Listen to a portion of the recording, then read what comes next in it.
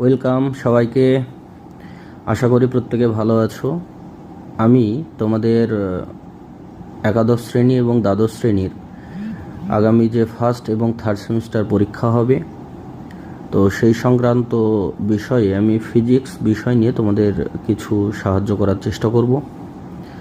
আপাতত আজকে আমি একাদশ শ্রেণীর প্রথম এবং দ্বিতীয় যে চ্যাপ্টার দুটি রয়েছে, 1 নম্বর চ্যাপ্টার আছে ইউনিট অ্যান্ড ডাইমেনশন এবং দ্বিতীয় চ্যাপ্টার রয়েছে আমাদের একমাত্রিক গতি বা ওয়ান ডাইমেনশনাল মোশন। তো আমরা সেই চ্যাপ্টার দুটির ওপরে 15টি কোশ্চেন নিয়ে এসেছি। আজকে সেগুলো নিয়ে আলোচনা করব। তোমরা প্রত্যেকে মনোযোগ দিয়ে চেষ্টা করবে সেগুলোকে সমাধান করার। প্রথমত তুমি ভিডিওটিকে পজ করে নিয়ে কোশ্চেনটিকে করার চেষ্টা করো, তারপরে তুমি সমাধানটি দেখবে, ঠিক আছে? তো দেখো, প্রথম যে কোশ্চেনটি রয়েছে আমাদের, সেটা হচ্ছে যে 0.06900 এই সংখ্যাটির তাৎপর্যপূর্ণ অঙ্ক সংখ্যা কয়টি? তো দেখো, আমরা প্রত্যেকেই জানি যে কোনো একটি দশমিক সংখ্যার নন জিরো সংখ্যার আগে যতগুলো জিরো থাকবে সবই তাৎপর্যপূর্ণ হবে না। তাহলে আমাদের এই দুটো জিরো বাদ। তাহলে আমাদের তাৎপর্যপূর্ণ সংখ্যা কোথা থেকে শুরু হচ্ছে? 6 থেকে। তাহলে 6, 9 দুটোই তাৎপর্যপূর্ণ সংখ্যা হবে। কারণ কি না? কারণ হচ্ছে এরা দুজন নন জিরো সংখ্যা। তারপরে দেখো, দশমিকের ডান দিকে যে সমস্ত জিরোগুলো থাকে সেগুলো সবাই তাৎপর্যপূর্ণ হয়, আমরা জানি। তাহলে আমি দেখতে পাচ্ছি এই যে সংখ্যাটি রয়েছে সেই সংখ্যায় তাৎপর্যপূর্ণ অঙ্কের সংখ্যা হচ্ছে 4টে। তাহলে আমাদের উত্তর হবে অপশান বি, ঠিক আছে? তো চলো পরের যে কোশ্চেন আছে, 2 নম্বর কোশ্চেন। দেখো 2 নম্বর কোশ্চেনটি লক্ষ্য করো। এখানে বলা আছে যে একটি আয়তাকার পাত রয়েছে। মনে করো এটা একটা আয়তাকার পাত। তো এরকম একটা আয়তাকার পাতের আমি দৈর্ঘ্য ধরে নিলাম এল এবং প্রস্থকে ধরে নিলাম মনে করো বি। তো দৈর্ঘ্য এবং প্রস্থ দুটোই বলা রয়েছে। দৈর্ঘ্য হচ্ছে এল সমান 16.2 সেন্টিমিটার, ঠিক আছে? ওকে। আর আমাদের প্রস্থ সমান রয়েছে 10.1। ওকে। এবার বলেছে সঠিক তাৎপর্যপূর্ণ অঙ্ক সংখ্যায় ত্রুটি সহ পাত্রটির ক্ষেত্রফল কত? তা আমি প্রথমত ক্ষেত্রফল কত সেটা বের করার চেষ্টা করব। যদি ক্ষেত্রফলটা থেকেই আমাদের উত্তর পেয়ে যাই তাহলে আমাদের কোনো সমস্যা নেই। তো চলো, আমি যদি ক্ষেত্রফলের কথা বলি তো আমরা জানি ক্ষেত্রফল এ সমান কি হয়? দৈর্ঘ্য ইন্টু প্রস্থ। তাহলে এল ইন্টু বি। তাহলে এল ইন্টু বি যদি করি তো আমাদের কাছে আছে 16.2। 16.2কে যদি আমরা 10.1 দিয়ে গুণ করি তাহলে দেখো এদের যে গুণফল পাচ্ছি, মানে 16.2 ইন্টু 10.1, এদের দুজনকে গুণ করলে আমাদের গুণফল পাওয়া যাচ্ছে 163.62। ওকে। এবার দেখো, তোমরা তাৎপর্যপূর্ণ অঙ্ক সংখ্যার একটা নিয়ম জানো যে দুটো সংখ্যাকে আমরা গুণ করব আমাদেরকে দেখতে হবে প্রথমত সেই দুটো সংখ্যায় তাৎপর্যপূর্ণ অঙ্ক সংখ্যা কয়টি। তাহলে দেখো যে প্রথমত আমি 16.2 যদি দেখি, এখানে তাৎপর্যপূর্ণ অঙ্ক রয়েছে 3টি। আর আমরা যদি 10.1 দেখি, সেখানেও রয়েছে তাৎপর্যপূর্ণ অঙ্ক সংখ্যা 3টি। তাহলে আমাদের যে রেজাল্টটা পাওয়া যাবে, যে গুণফলটা পাওয়া যাবে, সেই গুণফলে আমাকে দেখতে হবে যে কম সংখ্যক যেন তাৎপর্যপূর্ণ অঙ্ক সংখ্যা থাকে। তাহলে দেখো 16.2 আছে আমাদের কাছে 3টে, আর 10.1-এও আছে 3টে। তাহলে আমাদের রেজাল্টে কি করতে হবে? রেজাল্টে আমাদের 3টে তাৎপর্যপূর্ণ অঙ্ক নিতে হবে। তাহলে আমি দেখতে পাচ্ছি যে 163.62 যেটা রয়েছে, সেখানে আমি প্রথম থেকে যদি দেখতে শুরু করি তাহলে 163 পর্যন্ত গেলেই আমার 3টে হয়ে যাচ্ছে। কিন্তু তার দশমিকের পরে আমরা দেখতে পাচ্ছি 62 রয়েছে। তাহলে কি করব? আসন্ন মানের নিয়ম অনুযায়ী এখানে 1 যুক্ত হবে। তাহলে 163 প্লাস 1 মানে 164 উত্তর হবে। কথা ক্লিয়ার? তাহলে আমাদের যে উত্তরটা হবে সেখানে 164 থাকবে। তাহলে দেখো 164 দিয়ে কোনো উত্তর আছে কিনা দেখো। তাহলে দেখো অপশান এ আমাদের 164 দিয়ে আছে। তাহলে আমাদের উত্তর হবে অপশান এ। কথা ক্লিয়ার? বোঝা গেল? তো যদি না বুঝতে পারো তাহলে আশা করি তোমরা একটু ভালো করে যদি আরও একবার রিকল করো তাহলে তোমরা জিনিসটা বুঝে যাবে, সমস্যা হবে না, ঠিক আছে? তো চলো সামনের দিকে এগোনো যাক। 3 নম্বর যে কোশ্চেনটা আছে, 3 নম্বর কোশ্চেনটা একটু ভালো করে মনোযোগ দিয়ে দেখার চেষ্টা করো। 3 নম্বর কোশ্চেনটা কি বলছে আমাদের? 3 নম্বর কোশ্চেন বলছে নিচের কোন জোড়া দুটির মাত্রা একই নয়। দেখো এই সমস্ত কোশ্চেনগুলোর ক্ষেত্রে আমাদেরকে কিন্তু কোশ্চেনটা খুব ভালো করে দেখতে হবে। এখানে কিন্তু কোশ্চেনে বলে দিয়েছে যে কোন জোড়ার ক্ষেত্রে মাত্রা একই নয়, নয়টাকেও কিন্তু খেয়াল করতে হবে, হ্যাঁ, নাহলে আমাদের কিন্তু ভুল হয়ে যাওয়ার সম্ভাবনা থাকে। ঠিক আছে, তো দেখো প্রথম আমরা যদি দেখি কৌণিক ভরবেগ আছে আর প্ল্যাঙ্কের ধ্রুবক আছে। তাহলে কৌণিক ভরবেগের যদি কথা বলি, প্রথমত দেখো অপশান এ নিয়ে যদি আলোচনা করি, আমাদের সমস্ত বিষয়গুলো একটু জানা উচিত। তো আমি কৌণিক ভরবেগের যদি কথা বলি, একটু ভালো করে দেখবে। তাহলে দেখো কৌণিক ভরবেগ আমরা এল সমান কি জানি, এল সমান জানি এম ভি আর কৌণিক ভরবেগ। আর প্ল্যাঙ্কের ধ্রুবক যেটা আছে সেটা আমরা পেতে পারি ই সমান এইচ নিউ, সেই ফর্মুলা থেকে। ঠিক আছে, এবার এই এম ভি আর এর যদি মাত্রা বের করি, তাহলে এম এর মাত্রা হলো এম, ভি হবে এল টি টু দি পাওয়ার -1, বেগ আর এর মাত্রা হবে এল, তাহলে টোটাল মাত্রা হচ্ছে M L square T to the power -1। Okay, এটা হচ্ছে কৌণিক ভরবেগের মাত্রা। ঠিক আছে, এবার আমি যদি প্ল্যাঙ্কের ধ্রুবকের মাত্রা পেতে চাই, তো দেখো প্ল্যাঙ্কের ধ্রুবক পাওয়া যায় ই সমান এইচ নিউ, যে সমীকরণ আছে সেখান থেকে। তাহলে সেখান থেকে এইচ হচ্ছে প্ল্যাঙ্কের ধ্রুবক, তাহলে এইচ সমান কত হবে, ই বাই নিউ। ওকে, তাহলে এবার ই যেটা সেটা কি আসলে এনার্জি, এনার্জি মানে কি শক্তি, শক্তি মানে কি আসলে কার্যের মাত্রার সাথে সমান। তাহলে কার্যের মাত্রা কি হয়, M L square T to the power -2। Okay, আর নিউ যেটা সেটা হচ্ছে কম্পাঙ্ক। তো আমরা জানি কম্পাঙ্ক সমান কি হয়, 1 বাই পর্যায়কাল, তাহলে 1/t, তার মানে এটাকে আমি টি টু দি পাওয়ার -1 লিখতে পারি, অসুবিধা নেই। তাহলে এটা হচ্ছে M L square T to the power -1। তাহলে মজার বিষয় লক্ষ্য করে দেখো যে এখানে কৌণিক ভরবেগ এবং প্ল্যাঙ্কের ধ্রুবক দুজনের মাত্রাই কিন্তু সেম। এদের দুজনের মাত্রা কি হচ্ছে, এদের দুজনের মাত্রা হচ্ছে সেম। তাহলে এটা নিশ্চয়ই আমাদের হবে না, কারণ আমাকে বলেছে সেম নয়, একই নয়। তাহলে একই নয়, তাহলে আর কি দেখা যেতে পারে। তো চলো নেক্সট আর কি আছে দেখি। আমাদের উত্তর তো মোটামুটি প্ল্যাঙ্কের ধ্রুবক হচ্ছে না, তো নেক্সট কি আছে, নেক্সট আছে জাড্য ভ্রামক আর বলের ভ্রামক, অপশান বি। তাহলে অপশান বি নিয়ে যদি আলোচনা করি, দেখো এই কোশ্চেনগুলো কিন্তু তোমরা চোখের নজরেই করে নিতে পারবে, কিন্তু আমি জাস্ট ডিটেলসে একটু আলোচনা করার চেষ্টা করছি বিষয়টাকে। জাড্য ভ্রামক আর বলের ভ্রামক, তো দেখো জাড্য ভ্রামক যেটা সেটা হচ্ছে লাস্ট চ্যাপ্টারে রয়েছে, তো সেটা একটু বলে দিই। জাড্য ভ্রামক আই ইজ ইকুয়ালস টু হয় এম আর স্কোয়ার। ঠিক আছে, আই সমান কি হয়, এম আর স্কোয়ার, এটা হচ্ছে জাড্য ভ্রামকের ফর্মুলা। তাহলে এর মাত্রা কি হবে, এম ইন্টু এল এর স্কোয়ার হলো। ওকে, আর বলের ভ্রামকের যদি কথা বলি, তাহলে দেখো বলের ভ্রামক যেটা সেটা হচ্ছে যে কোনো বস্তুর উপর প্রযুক্ত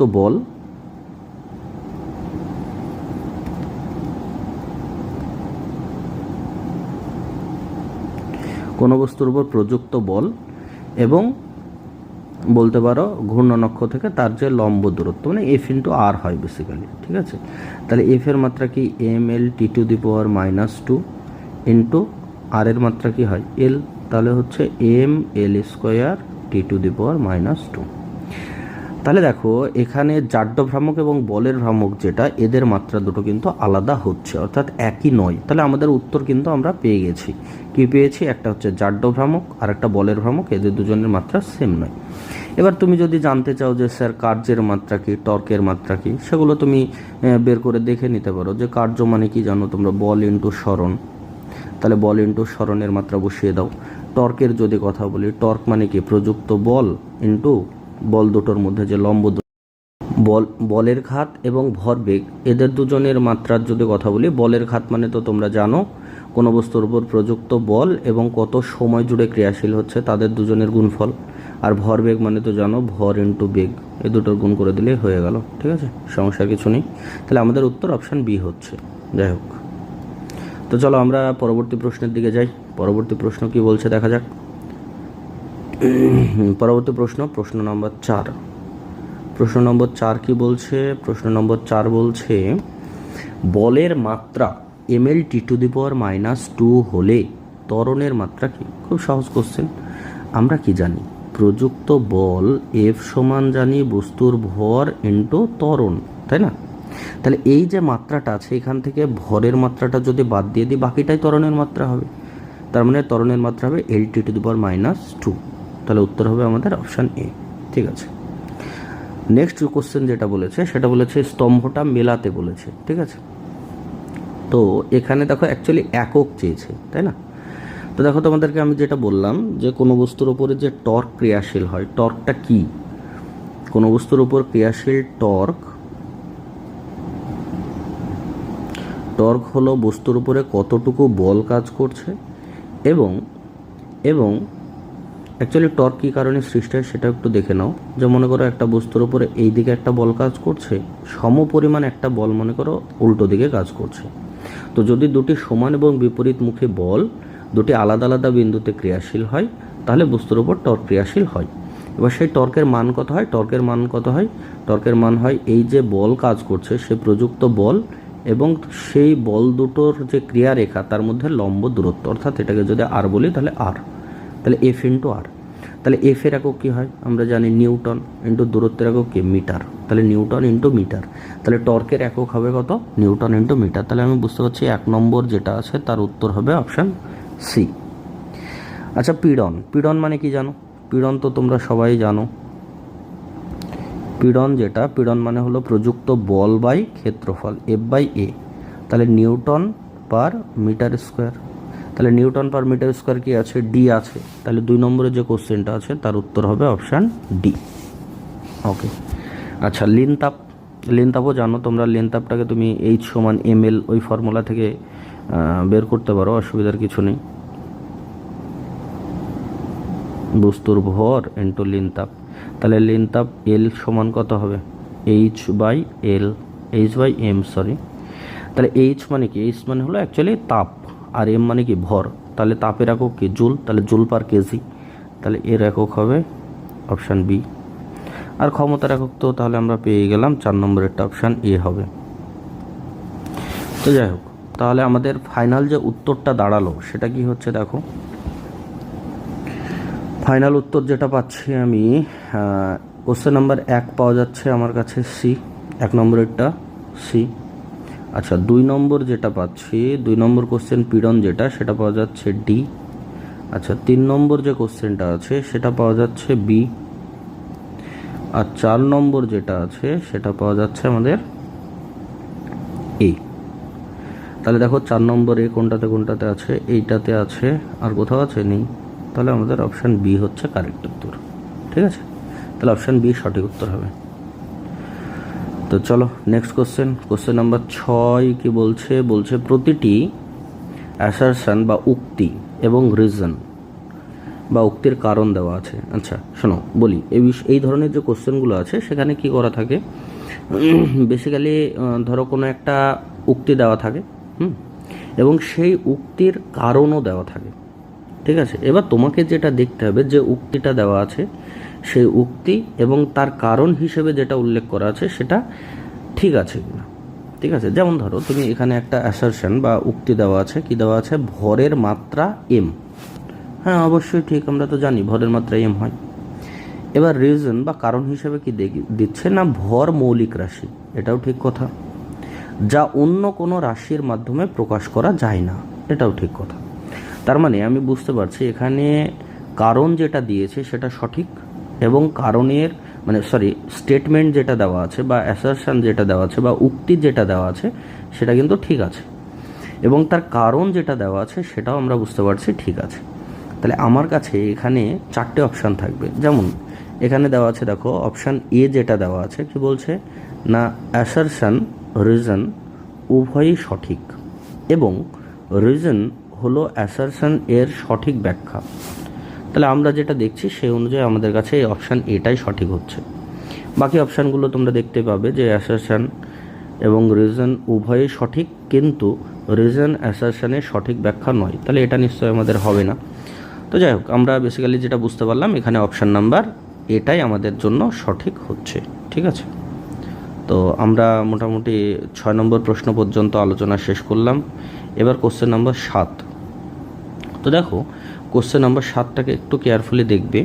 এখানে স্তম্ভ 1 এ কোনো বস্তুর সরণ সময় এবং স্তম্ভ 2 এ ওই বস্তুরই বেগ সময় লেখচিত্র দেওয়া আছে। ভালো করে জিনিসটা একটু বুঝতে হবে। শোনো, এখানে একটা স্তম্ভ দেওয়া আছে। এখানে একটা স্তম্ভ দেওয়া আছে, ডান দিকে ফোকাস করো।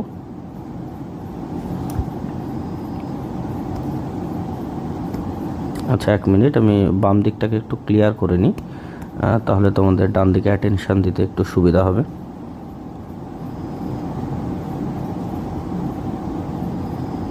ওকে, চলো। দেখো, আমাদের বেসিক্যালি বাম দিকে যে স্তম্ভটা দেওয়া আছে সেই স্তম্ভটা বেসিক্যালি যেটা বলেছে সেটা হচ্ছে সরণ সময় লেখচিত্র, ঠিক আছে। আর ডান দিক যেটা দেওয়া আছে সেটা হচ্ছে বেগ সময় লেখচিত্র দিয়ে তোমাদেরকে এটা মেলাতে হবে। তো শোনো, ভালো করে জিনিসটা একটু বোঝার চেষ্টা করো। তো দেখো, প্রথম যে পয়েন্টটা আছে, 1 নম্বর যে পয়েন্টটা, সেখানে কি বলছে যে যত সময় অতিবাহিত হচ্ছে, এই দিক বরাবর যদি যায় তার মানে কি সময় অতিবাহিত হচ্ছে, আর এই ওপরের দিকে যদি যায় তার মানে হচ্ছে সেটা দূরত্ব বা সরণকে রিপ্রেজেন্ট করছে, তাই তো। আচ্ছা, প্রথম যেটা আছে সেটাতে একটু দেখো যে যদি আমরা এই টি অ্যাক্সিস বরাবর যেতে থাকি তাহলে আমাদের সময় অতিবাহিত হচ্ছে। এবার সময়ের সাথে সাথে দেখো এই ওপরের দিকের যে অক্ষ আছে এই বরাবর কি দূরত্বকে রিপ্রেজেন্ট করছে। তাহলে যত সময় অতিবাহিত হচ্ছে তত দূরত্ব কি হচ্ছে এখানে বাড়ছে। সময়ের সাথে সাথে কি হচ্ছে দূরত্ব বাড়ছে। ওকে, ভালো কথা। কিন্তু এইখানে একটা জিনিস তোমাকে বুঝতে হবে, কি বিষয়টা বুঝতে হবে সেটা হচ্ছে দেখো দূরত্বটা কিন্তু লিনিয়ারলি বাড়ছে না, দূরত্বটা কিন্তু লিনিয়ারলি বাড়ছে নয়, এক্সপোনেনশিয়ালি বাড়ছে, তাই না। তার মানে তুমি ভাবো যে এই যে বস্তুটার আমরা কথা ভাবছি, এই বস্তুটা যদি সমবেগে চলতো, ভালো করে জিনিসটাকে চিন্তা করো যে বস্তুটা যদি সমবেগে চলতো তাহলে সমবেগে চললে কি হতো, সমবেগে চললে কি হতো না দূরত্বটা লিনিয়ারলি বাড়তো, তাই কি না। দূরত্বটা কী হতো লিনিয়ারলি বাড়তো। কিন্তু আমি তো দেখতে পাচ্ছি এই যে গ্রাফ যেটা দেওয়া আছে সেই গ্রাফ অনুযায়ী কিন্তু দূরত্বটা লিনিয়ারলি বাড়ছে না। তাহলে সেক্ষেত্রে আমরা যে বুঝতে পারছি যে বস্তুটার বেগটা কিন্তু অবশ্যই কনস্ট্যান্ট নয়, বেগটা কিন্তু বাড়ছে। তাহলে বেগটা বাড়ছে কোন চিত্রে আমি দেখতে পাচ্ছি, ডান দিকে দেখো অপশান বি যেটা আছে সেইটা হচ্ছে বেগটা কিন্তু বাড়ছে। তাহলে আমাদের অপশান 1 নম্বরেরটা অপশান বি হবে। আচ্ছা, 2 নম্বরের যে কোশ্চেনটা আছে সেখানে দেখো সময়ের সাথে একটা জিনিস লক্ষ্য করে দেখো, যত সময় অতিবাহিত হচ্ছে অতিক্রান্ত দূরত্ব কিন্তু কমছে। তাহলে অতিক্রান্ত দূরত্ব যদি কমে তাহলে সেটা কি হতে পারে, সেটা কোন ক্ষেত্রে হতে পারে, অতিক্রান্ত দূরত্ব কমা কখন হতে পারে। তাই আমি বুঝতে পারছি অতিক্রান্ত দূরত্ব সময়ের সাথে সাথে কমছে। ভালো করে চিন্তা ভাবনা করে দেখো, তাহলে বেগ যদি ঋণাত্মক হয় তাহলে সেটা হতে পারে। তাহলে 2-এরটা আমার মনে বলছে যে অপশান ডিটা হতে পারে। ওকে, ঠিক আছে। আচ্ছা, 3-এরটা আমি পরে আলোচনা করছি। 4-এরটা একটু দেখো, 4-এরটা দেখো যে সময়ের সাথে সময় যত অতিবাহিত হচ্ছে তার সাথে দেখো দূরত্বটা, সময় যত অতিবাহিত হচ্ছে তার সাথে দেখো দূরত্বটা লিনিয়ারলি বাড়ছে। তার মানে এক্ষেত্রে কি বেগটা কনস্ট্যান্ট থাকবে। তার মানে 4 নম্বর যে কোশ্চেনটা আছে তার যে উত্তর হবে সেটা হবে এ, ঠিক আছে। তাহলে 4-এর উত্তর হবে এ। তাহলে আমি কি পেলাম, 1 নম্বর যেটা পেলাম সেটা পাচ্ছি বি, 2 নম্বর পাচ্ছি ডি, আচ্ছা 3 নম্বর যেটা আছে সেটা সি পাচ্ছি, আর 4 নম্বর যেটা সেটা পাচ্ছি এ। তাহলে আমার যে অপশানগুলো দেওয়া আছে সেখানে 4 নম্বর এ কোথায় আছে, এটাতে আছে আর এটাতে আছে, ঠিক আছে। 3 নম্বর সি কোনটাতে আছে, 3 নম্বর সি আছে এটাতে। তাহলে আমি বুঝতে পেরে যাচ্ছি আমার অপশান ডি সঠিক হবে। কথা ক্লিয়ার, আমার উত্তর হবে অপশান ডি। ঠিক আছে, চলো পরের কোশ্চেনটা আমরা দেখে নিই। Question number 8। আচ্ছা, কোশ্চেন নাম্বার 8 যেটা দেওয়া আছে বলেছে কোনো এক পরীক্ষায় যদি ভৌত রাশি এ বি সি ডি পরিমাপে শতকরা ত্রুটি যথাক্রমে 1%, 2%, 3% এবং 4% হয় তাহলে এক্স পরিমাপে সর্বাধিক শতকরা ত্রুটি কত হবে। তো ঠিক আছে, চলো এই কোশ্চেনটা একটু আমরা আলোচনা করি। তো দেখো এক্স যেটা দেওয়া আছে সেইটা একটু ভালো করে দেখো, তাহলে জিনিসটা ক্লিয়ার হয়ে যাবে। এক্স সমান কি দেওয়া আছে, না এক্স সমান দেওয়া আছে A square B to the power half divided by C to the power 1/3 D এর হোল কিউব। ঠিক আছে, তাহলে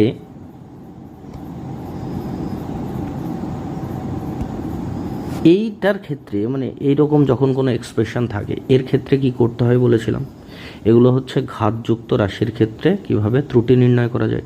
তাহলে ঘাতযুক্ত রাশির ক্ষেত্রে ত্রুটি নির্ণয় করতে গেলে কি করতে হয়, ডেল্টা এক্স বাই এক্স, এটা হচ্ছে ভগ্নাংশ ত্রুটি, ইন্টু যদি 100 দিয়ে গুণ করি তাহলে সেটা হয়ে যাচ্ছে আমার শতকরা ত্রুটি। তো সমান কি হবে, দেখো এ এর যে পাওয়ারটা আছে সেই পাওয়ারটা সামনে চলে আসবে, তাহলে 2 into delta A by A plus B এর যে পাওয়ারটা আছে কত হাফ, তাহলে half into delta B by B plus C এর পাওয়ার 1/3 আছে, তাহলে পাওয়ার সামনে delta C by C plus D এর পাওয়ার 3 আছে, তাহলে 3 সামনে আসবে ডেল্টা ডি বাই ডি। যেহেতু আমি শতকরা চাইছি তাই কি করতে হবে, পুরোটাকে 100 দিয়ে গুণ করতে হবে, ওকে, দিয়ে পার্সেন্ট হবে। তাহলে সমান দেখো 2 ইন্টু ডেল্টা এ বাই এ। এবার ডেল্টা এ জিনিসটা কি, আচ্ছা একটা জিনিস তোমাদেরকে এখানে বলে দিই, এই 100 দিয়ে যেটা গুণ আছে না সেটা আমি প্রত্যেকটাকে ইন্ডিভিজুয়ালি যদি গুণ করে দিই তাহলে কি হবে, প্রথম টার্মটা যেটা আসবে দেখো delta A by A into 100, তার মানে হচ্ছে এটা হচ্ছে অ্যাকচুয়ালি এ পরিমাপে শতকরা ত্রুটি কত সেইটাকে রিপ্রেজেন্ট করছে।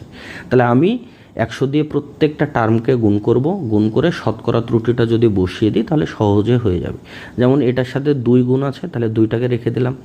এবার এ পরিমাপের শতকরা ত্রুটি কত, 1%, তাহলে 1% হয়ে গেল প্লাস বি এর ক্ষেত্রে দেখো সামনে হাফ আছে, হাফ রেখে দিলাম। এবার 100 দিয়ে যদি গুণ করি তাহলে কি হবে, সেটা হবে delta B by B into 100%, তার মানে বি পরিমাপের শতকরা ত্রুটি আসবে। তো বি পরিমাপের শতকরা ত্রুটি কত বলে দিয়েছে, 2%, তাহলে 2% বসিয়ে দিলাম প্লাস সি পরিমাপের ত্রুটি কত আছে না, সি পরিমাপের ত্রুটি আছে আমার 3%, তাহলে তার জন্য আমি 3% বসিয়ে দিলাম প্লাস 3 ইন্টু ডি পরিমাপের শতকরা ত্রুটি কত না, ডি পরিমাপের শতকরা ত্রুটি 4%, তাহলে 4% বসিয়ে দিলাম। তাহলে ফাইনাল রেজাল্ট কি আসছে দেখো, 2 গণিত 1 মানে কত 2, আর এই হাফের সাথে আমার এই 2 কাটা যাবে, হাফের সাথে 2 কাটা গেল, 1-এর 3-এর সাথে 3 কাটা যাবে, তাহলে 3-4 এদিকে 12 আসছে, আর এখান থেকে 1, এখান থেকে 1, 12, 13, 14 আর 2 16%, তাহলে আমাদের উত্তর আসছে 16%। তাহলে আমাদের উত্তর হবে অপশান বি 16%। ঠিক আছে, সহজ অঙ্ক, অসুবিধার কিছু নেই। আচ্ছা next question number 9। Question number 9টা একটু দেখো। কোশ্চেন নাম্বার 9 কি বলছে না, কোশ্চেন নাম্বার 9 বলছে যে 18 কিলোমিটার পার ঘন্টা, 18, কোশ্চেনটা পড়ো সবাই।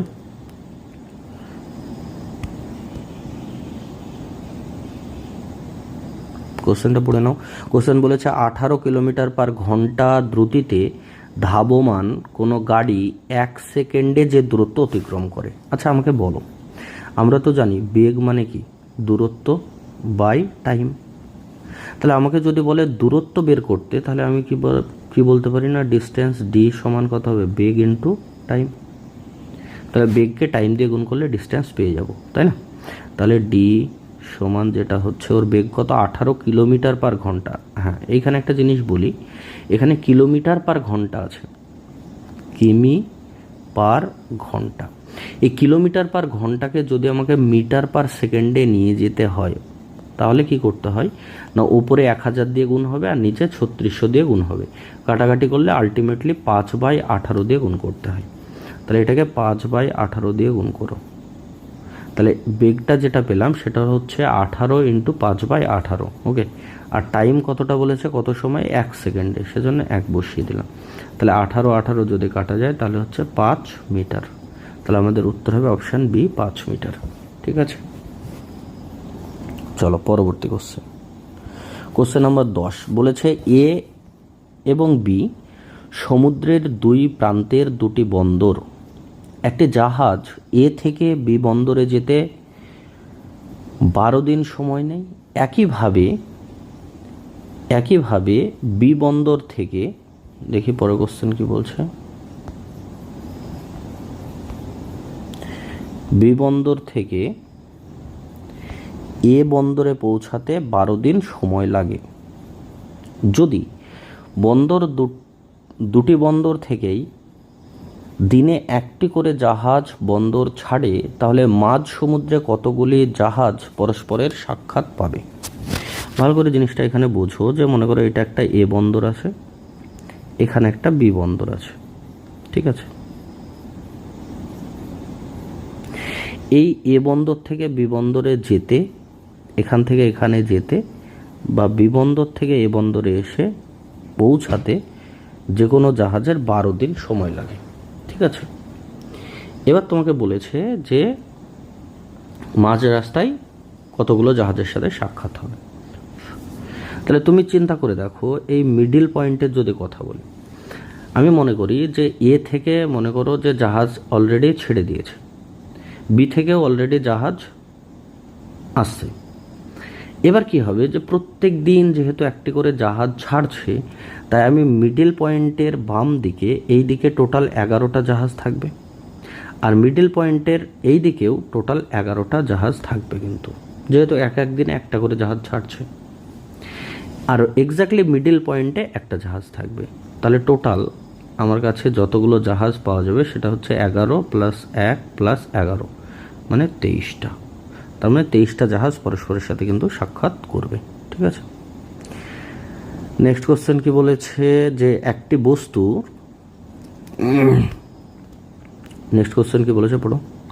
নেক্সট কোশ্চেন বলেছে একটি বস্তু প্রথম অর্ধেক ভি বেগে গতিশীল হয় এবং দ্বিতীয় অর্ধেক 2v বেগে গতিশীল হলে বস্তুর গড় বেগ কত? তাহলে দেখো, আমি এখান থেকে এই টোটাল যে ডিস্টেন্সটা আছে, এই টোটাল ডিস্টেন্সটাকে আমি মনে করো 2d ধরলাম। তাহলে অর্ধেক দূরত্ব কত? d। পরের অর্ধেক দূরত্ব d। প্রথম অর্ধেক মনে করো v বেগে গেছে, পরের অর্ধেক মনে করো 2v বেগে গেছে। তাহলে গড় বেগ কত? আচ্ছা, সিম্পলি আমাকে একটা জিনিস বলো, যে আমি যদি বলি গড় বেগ,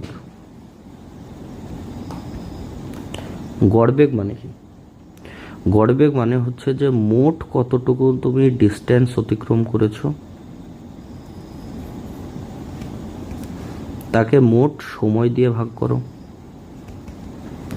তাহলে মোট অতিক্রান্ত দূরত্ব কত? না প্রথমে d আর d, তাহলে কত? মোট 2d। এবার আমাকে বলো এই d দূরত্ব অতিক্রম করতে ওর কতটা সময় লেগেছে? তাহলে দূরত্বকে যদি বেগ দিয়ে ভাগ করি, তার মানে v/d, আর দ্বিতীয়টার ক্ষেত্রে v/d নয়, d/v হবে। অতিক্রান্ত দূরত্ব ডিভাইডেড বাই বেগ। পরেরটার ক্ষেত্রেও কি হবে? একইভাবে d/2v হবে। তাহলে এদের যদি লসাগু করে দিই তাহলে আমাদের উত্তর পেয়ে যাব। তো দেখো উত্তর কত হচ্ছে। এদের লসাগু তো 2v হবে, তাহলে এখানে হচ্ছে 2d + d, আর ওপরে অলরেডি 2d রয়েছে, তাহলে 2d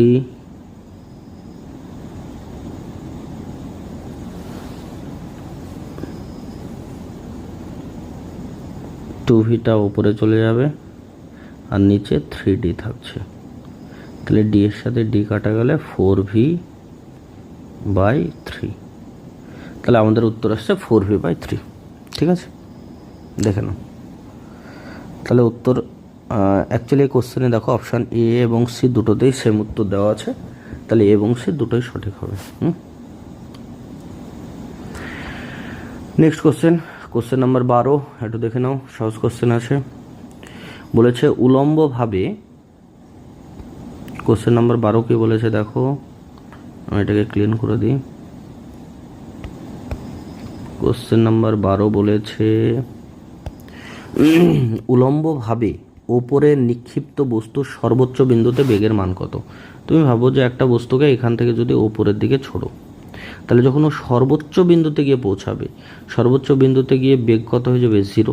তারপরে আবার ও কী করবে, নিচের দিকে আসা শুরু করবে। তাহলে সর্বোচ্চ বিন্দুতে বেগ কত হবে, 0 হবে। ওকে, আচ্ছা নেক্সট কোশ্চেন বলেছে কোশ্চেন নাম্বার 13। কোশ্চেন নাম্বার 13টা একটু পড়ো। কোশ্চেন নাম্বার 13 বলছে 1, 2, 3 চিহ্নিত 4টে বস্তু যথাক্রমে 10 metre per second, 5 metre per second, 2 metre per second এবং 1 মিটার পার সেকেন্ড সমবেগে 2 সেকেন্ড, 5 সেকেন্ড, 3 সেকেন্ড, 8 সেকেন্ড সময়ে এসব S2, S3, S4 দূরত্ব অতিক্রম করে। ঠিক আছে, এবার কোশ্চেন কি, অতিক্রান্ত পথগুলিকে অধক্রমে সাজালে সঠিক বিকল্পটি কী হবে? আচ্ছা, বেসিক্যালি তোমাকে আমি বলে দিই কী বলতে চেয়েছি।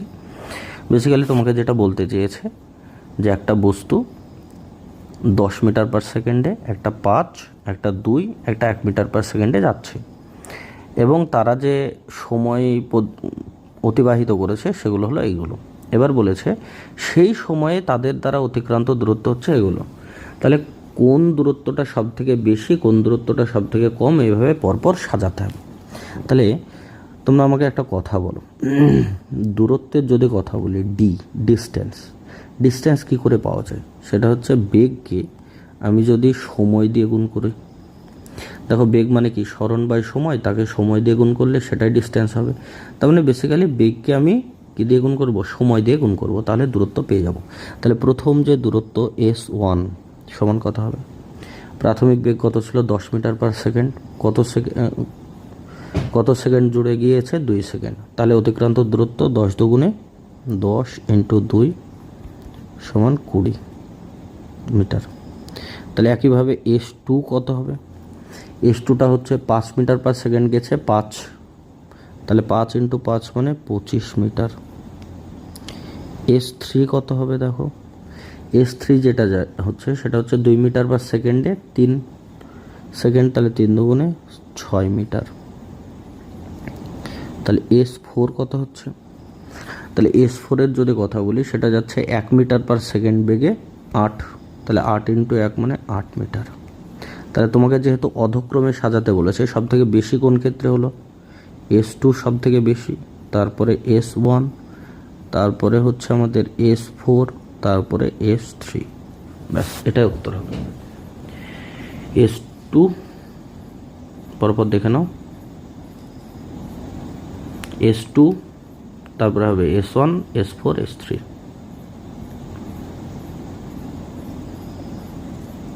এটা আমাদের অপশান ডি উত্তর হচ্ছে। আচ্ছা 14 নম্বর কোশ্চেন বলেছে গতি শুরুর মুহূর্তে কোনো বস্তুর ত্বরণ থাকতে পারে তবে বেগ 0 হতে পারে। ভালো করে কথাটা বুঝো, কোনো একটা বস্তু এখান থেকে মনে করো গতি শুরু করবে, তাহলে গতি শুরুর মুহূর্তে কোনো বস্তুর ত্বরণ থাকতে পারে। দেখো এর গতিবেগ ধরো 0 ছিল, তাহলে সেখান থেকে যদি ও চলতে শুরু করে তাহলে বেগ বৃদ্ধি পাচ্ছে, তাহলে বেগ যেহেতু বৃদ্ধি পাচ্ছে তার মানে কি ত্বরণ থাকতে পারে, এ কথাটা কি আছে, সঠিক আছে। তবে বেগ 0 হতে পারে, যদি ও 0 বেগ থেকে যাত্রা শুরু করে তাহলে বেগ 0 হতেই পারে, অসুবিধার কিছু নেই। তাহলে দুটোই সঠিক, আমাদের উত্তর হবে অপশান।